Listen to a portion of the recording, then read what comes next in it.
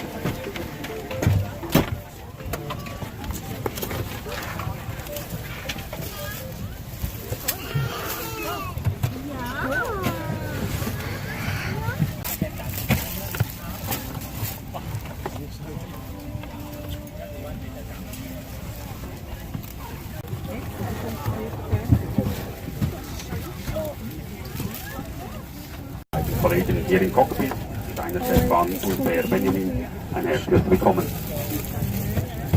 Wir erwarten den Abschluss der Landung in den nächsten paar Minuten und dann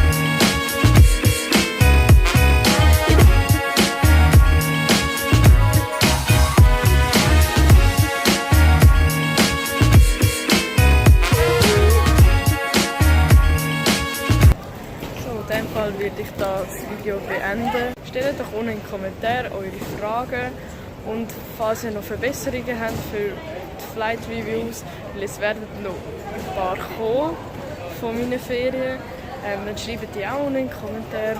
Gut, in dem Fall sage ich jetzt Tschüss und freue mich auf 3 erlebnisreiche Tage in Hongkong. Wir sehen uns.